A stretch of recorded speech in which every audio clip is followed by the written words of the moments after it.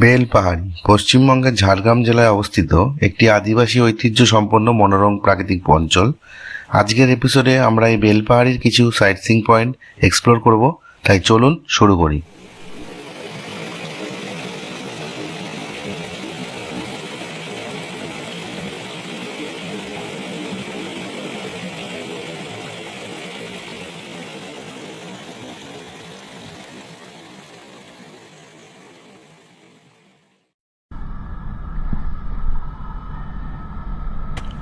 সকাল সকাল ঘুম থেকে উঠে ফ্রেশ হয়ে গ্রাম্য পরিবেশের ফ্রেশ অক্সিজেন সঙ্গে নিয়ে ব্রেকফাস্ট করে বেরিয়ে পড়লাম বেলপাহাড়ির উদ্দেশ্যে। আজ আমাদের প্রথম গন্তব্য ডাঙ্গি কুসুম ওয়াটারফলস, যা ঝাড়গ্রাম জেলা থেকে প্রায় 55 কিলোমিটার দূরে অবস্থিত একটি প্রাকৃতিক জলপ্রপাত। চলুন এগিয়ে যাই সেই জলপ্রপাত দেখার উদ্দেশ্যে।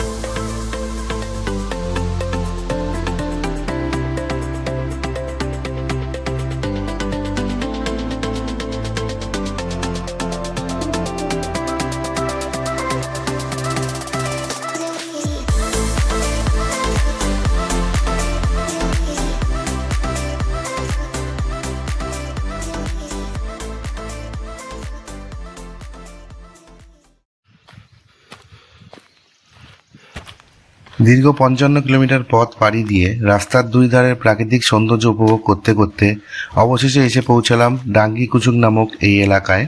চারিধারে এক অদ্ভুত নিস্তব্ধতা, শুধু নাম না জানা কিছু পাখির ডাক ছাড়া আর কিছুই শোনা যাচ্ছে না। এই সমস্ত অঞ্চল একটা টাইমে খুবই অশান্ত ছিল, তবে আজ সেরকম কিছু আর নেই।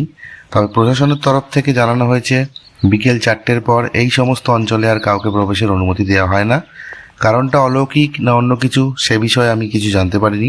যাই হোক, চলুন এগিয়ে যাই এই রাস্তা ধরে। কিছুটা চড়াই উতরাই পেরিয়েই এই জলপ্রপাতটির সামনে পৌঁছাতে হবে।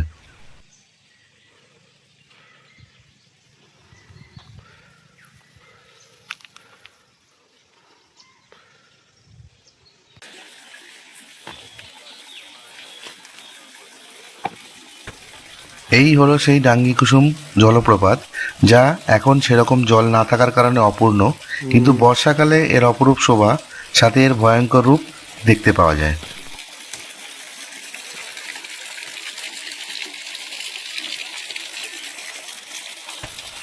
আপনাদের আরেকটি তথ্য দিয়ে রাখি, এই ডাঙ্গি কুসুম থেকে মাত্র 15 কিলোমিটার দূরে অবস্থিত কাকড়াঝোড় নামে একটি জায়গা, যা অতি মনোরম শান্ত একটি প্রাকৃতিক পরিবেশ। সময়ের অভাবে সেখানে যেতে না পারায় আপনাদের সেটি দেখাতে পারলাম না, কিন্তু এই সেই কাকড়াঝোড় জঙ্গল যেখানে চিন্ময় রায় অভিনীত টেনিদার চার মূর্তি সিনেমা শুটিং হয়েছিল। চলুন এবার আপনাদের নিয়ে যাই আজকের দ্বিতীয় সাইট সিইং পয়েন্ট গদরাসিনী পাহাড়।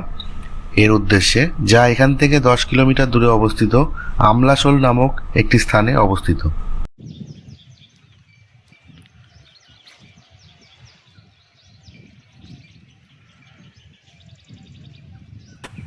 এটাই হলো সেই গদ্রাসিনী পাহাড়। এই পথ ধরে ট্রেক করে এই পাহাড়ে ওঠা যায়। এই গদ্রাসিনী পাহাড়, যা ছোটনাগপুর মালভূমির একটি অংশ, এটির উপরে একটি সুন্দর গুহা মন্দির আছে যেখানে সাধকেরা ধ্যান করেন এবং এটির উপর থেকে চারিপাশের খুব সুন্দর একটি ভিউ দেখতে পাওয়া যায়।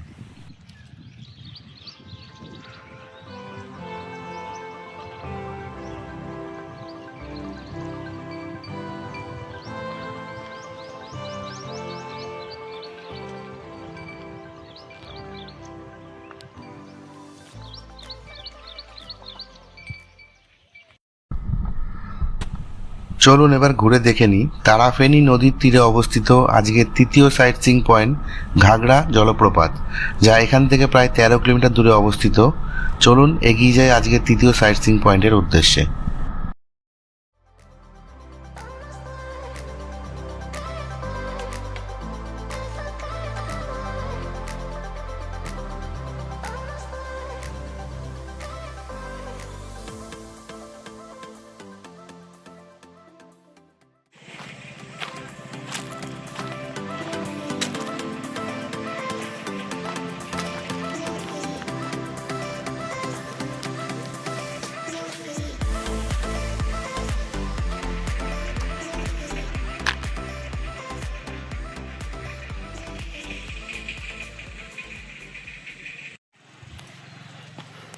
এটাই হলো ঘাগড়া জলপ্রপাত, যা মূলত তারাফেনী নদীর গতিপথের উপরে পাথরের খাঁজে তৈরি হওয়া একটি কলস বা ঘোড়া আকৃতির প্রাকৃতিক জলপ্রপাত।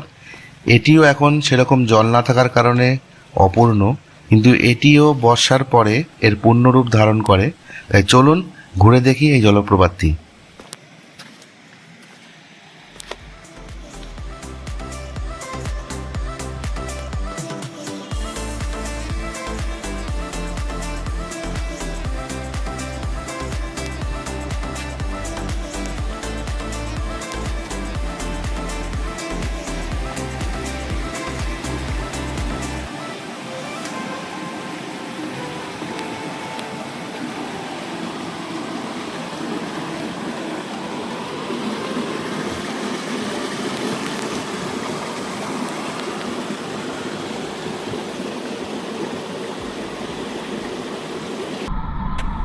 চলুন এবার যাই আজকের শেষ অর্থাৎ চতুর্থ সাইট সিইং পয়েন্ট তারাফেনী বাঁধ দেখতে, যা এখান থেকে খুবই কাছে, মাত্র 5 কিলোমিটার দূরে অবস্থিত।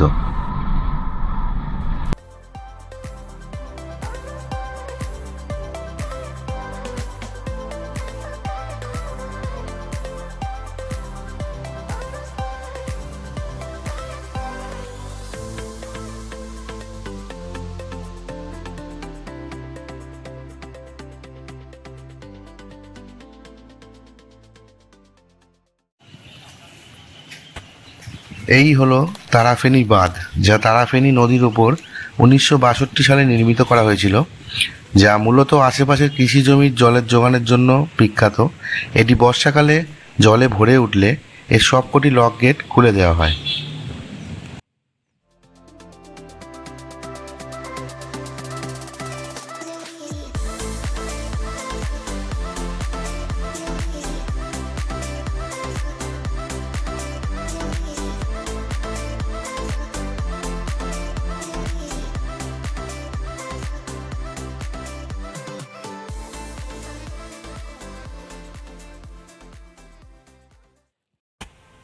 আজকের এই বেলপাহাড়ি সাইট সিইং পয়েন্ট ভ্রমণ শেষে এবার ফিরে চললাম ঝাড়গ্রাম আমার হোটেলের উদ্দেশ্যে।